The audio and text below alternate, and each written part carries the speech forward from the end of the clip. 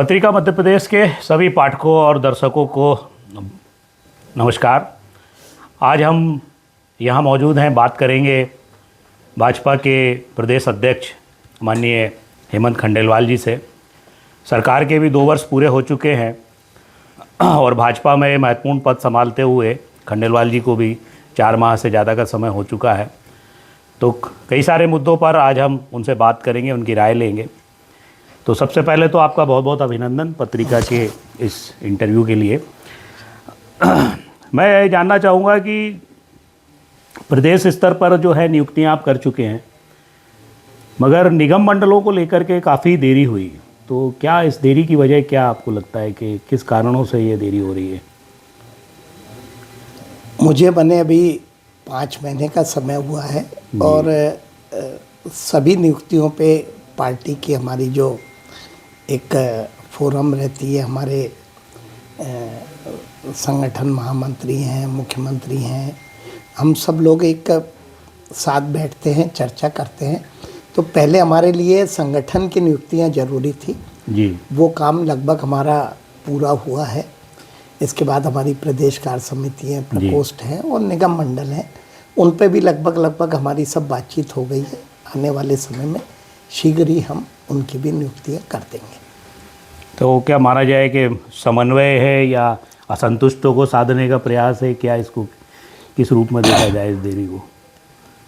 देखिए, समन्वय की बात आपने कही तो उससे मैं भी सहमति रखता हूँ कि पार्टी में समन्वय रहना चाहिए, सभी लोगों का साथ होना चाहिए जी। लेकिन भाजपा में कोई असंतोष जैसी बात नहीं रहती। अच्छा। क्योंकि भारतीय जनता पार्टी में हर व्यक्ति को मालूम है कि मुझे किसी भी वक्त मेरी योग्यता अनुसार, पार्टी की ज़रूरत अनुसार कभी भी कोई भी काम दिया जा सकता है और इसलिए कोई असंतोष जैसा कोई किसी भी व्यक्ति का भाव नहीं रहता जी। भाजपा में ये काफ़ी देखने में आ रहा है कि सिफारिशों की तादाद बहुत बढ़ती जा रही है। तो ऐसा लगता है आपको कि इन सब चीज़ों में सिफारिश एक व्यवधान बनती है? देखिए, सिफारिश जैसा कोई शब्द नहीं होता जी। अगर कोई नेता कोई चंबल का है, कोई मालवा का है, कोई महाकौशल का है और उसने कहा कि ये व्यक्ति इस योग्य है, इसे इस पद पे रखना चाहिए। जैसे मैं बैतूल का हूँ तो मैं पहले विधायक था या कोषाध्यक्ष था, तो किसी ने पूछा कि बैतूल में ट्राइबल में कौन नेता हो सकता है, तो कोई सिफारिश नहीं हुई। योग्यता को बताना और कार्यकर्ता अच्छा है उसके लिए उचित प्लेटफॉर्म पे बताना, मैं सोचता हूँ ये परंपरा भी है और इसका निर्वाह भी करना चाहिए और एक अच्छी परंपरा है। हम उसको कभी कभी गलत परिभाषित कर देते हैं। मुझे लगता है कि ये सिफारिश नहीं होती, बल्कि पार्टी के सभी प्रमुख नेता अगर सभी कार्यकर्ताओं के बारे में जो राय रखते हैं वो देते हैं तो सिलेक्शन में हमें बड़ी आसानी हो जाती है। योग्यता ही मतलब मेन पैमाना आप मान बिल्कुल लीजिए। अभी जो प्रदेश स्तर पे जो भी नाम सामने आए थे उसमें एक चीज़ ये भी देखने में आई कि आपकी तरफ से कोई विशेष ऐसा कोई वो नहीं था, नाम नहीं था। जबकि पहले हम लोग देखते रहे कि प्रदेश अध्यक्ष जो रहते हैं वो उनकी अपनी एक सूची होती है, वो अपनी एक सूची लेकर के चलते हैं। तो ये जो चेंज देखने को आया ये कैसे? सब मेरा अपना सोच है, मेरा अपना स्वभाव है कि कुछ दिन के लिए किसी को दायित्व मिलता है जी। और पार्टी का बड़ा व्यापक आधार है। उस आधार पूरे को, सामूहिक नेतृत्व को ही अगर हम तवज्जो दें, सामूहिक नेतृत्व की अगर हम बात करें तो पार्टी के भी हित में, कार्यकर्ता के भी हित में और जिस विचारधारा को हम लेके चल रहे हैं उसके भी हित में। मैं कोई अपने व्यक्तिगत परिचय के लोगों को अगर पदाधिकारी बनाऊं और उनमें वो योग्यता ना हो तो शायद मैं अपने साथ भी न्याय नहीं करूंगा, पद के साथ भी नहीं करूंगा और दल के साथ भी नहीं करूंगा। और पार्टी सभी की है और इसलिए सबको साथ लेके चलना हमारी जिम्मेदारी है। प्रदेश सरकार ने भी 2 वर्ष अपने सफलतापूर्वक पूर्ण किए हैं, तो संगठन इसे कैसे देख रहा है? संगठन क्या उपलब्धियां मान रहा है सरकार की? देखिए, मैं मोहन यादव जी की सरकार का इसलिए धन्यवाद करूंगा कि कई बार कोई सरकार आती है जी। तो वो अपनी नई योजना को लाने के लिए, उसके बजट के लिए पुरानी योजनाओं को बंद करती है।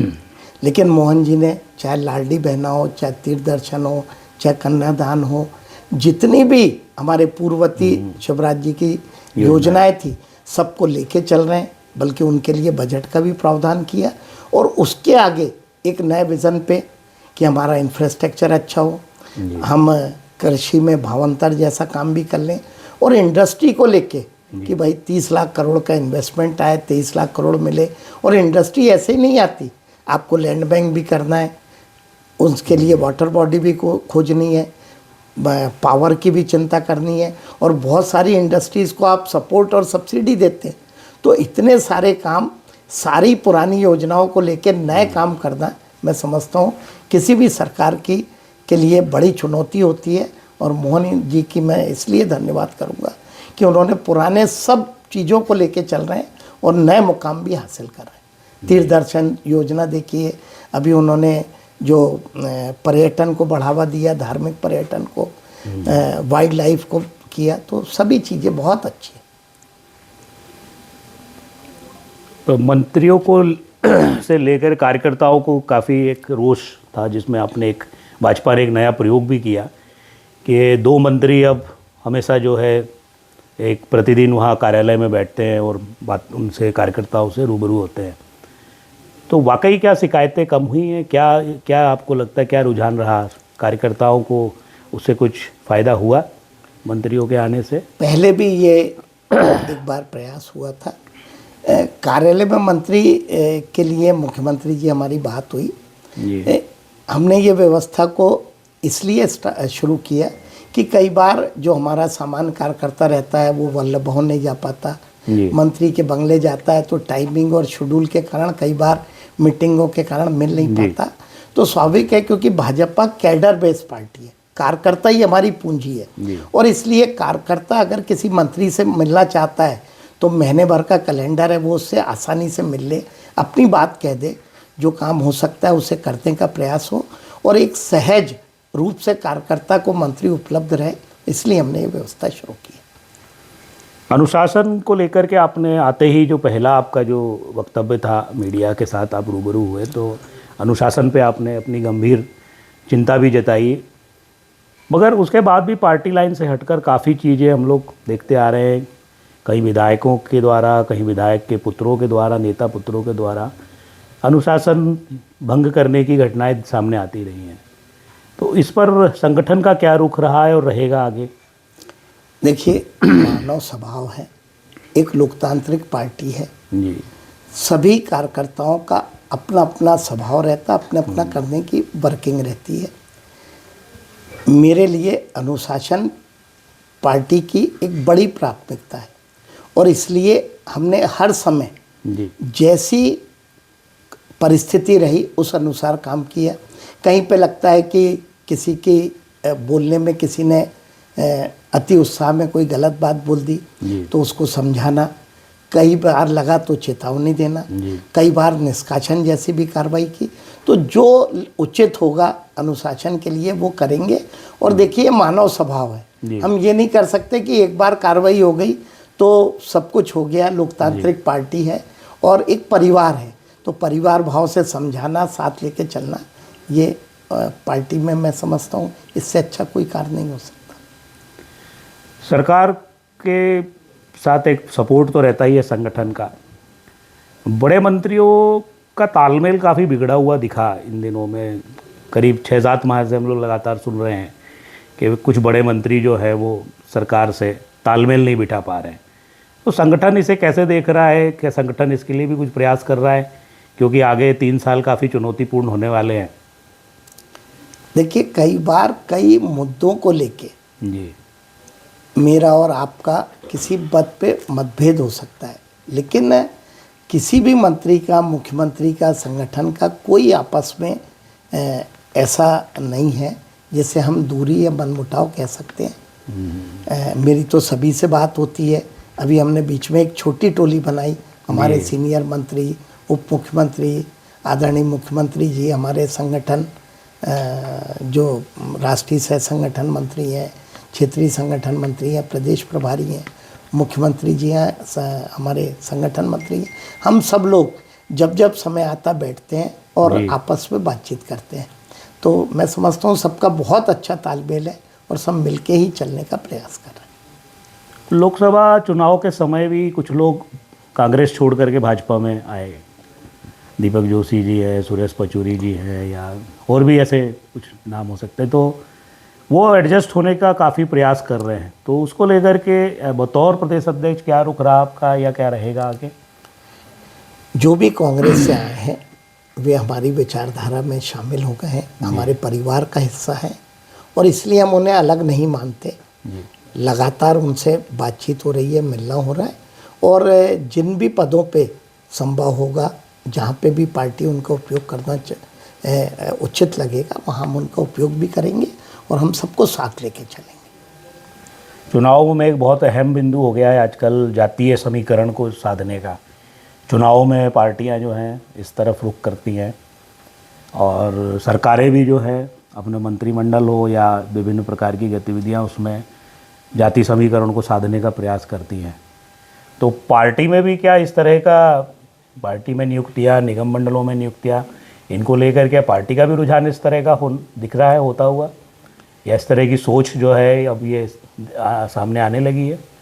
देखिए, पार्टी में पहले तो नियुक्तियों में हम योग्यता को ही पैमाना मानते हैं, लेकिन ये बात सच है कि समाज के सभी वर्गों का प्रतिनिधित्व हो, इसके लिए पार्टी नेतृत्व प्रयास भी करता है और करना भी चाहिए। क्योंकि हमारे देश में जो समाज है, जो वर्ग हैं, वो एक तरह से हमारे देश का आधार है। तो सभी वर्गों का प्रतिनिधित्व हो सरकार में, ये हमारा प्रयास भी रहता है। एक लाइन आपने बोली थी कि हर बूथ को जीतना चाहते हैं आप। अभी चुनाव के लिए अब 1 साल बाद जो है सब तैयारियां दिखने लग जाएगी, तो ये पॉसिबल आपको दिखता है हर बूथ पर मतलब जीत की तैयारी के साथ कार्यकर्ता उतना सक्षम है, आगे बढ़ सकते हैं? देखिए, वो बात मैंने इस बात के परिप्रेक्ष्य में कही थी कि किसी ने कहा था कि जो पार्टी विधानसभा में इतने भारी बहुमत से जीत गई, 29 सीट पे जीत गई, उसके पास चुनौती क्या है?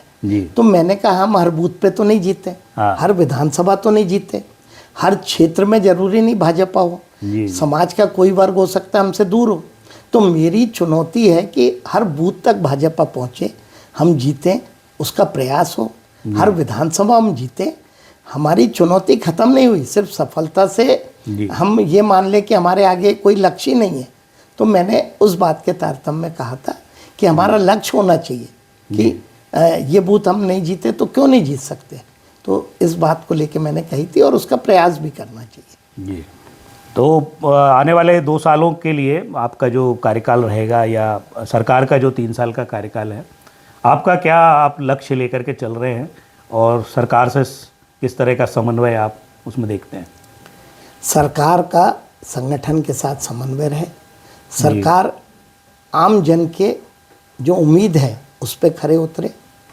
जहाँ तक संगठन के लक्ष्य का सवाल है, तो हमारे यशस्वी प्रधानमंत्री मोदी जी के नेतृत्व में, हमारे मुख्यमंत्री मोहन जी के साथ हम उम्मीद करेंगे कि हमारे कार्यकर्ताओं का विश्वास सरकार पे और संगठन पे बना रहे और आम जन हमारे कार्यकर्ताओं पे भरोसा करे, ताकि ये पूरी कड़ी हम मजबूत करें। आगामी 3 वर्षों में हमारा और सरकार का यही लक्ष्य रहेगा। बहुत बहुत धन्यवाद आपका हमारे सवालों का जवाब देने के लिए। तो ये थे हेमंत खंडेलवाल जी, जिन्होंने आज हमारे कई सारे सवालों का जवाब आज दिया है बेबाकी से। देखते रहिए पत्रिका। नमस्कार।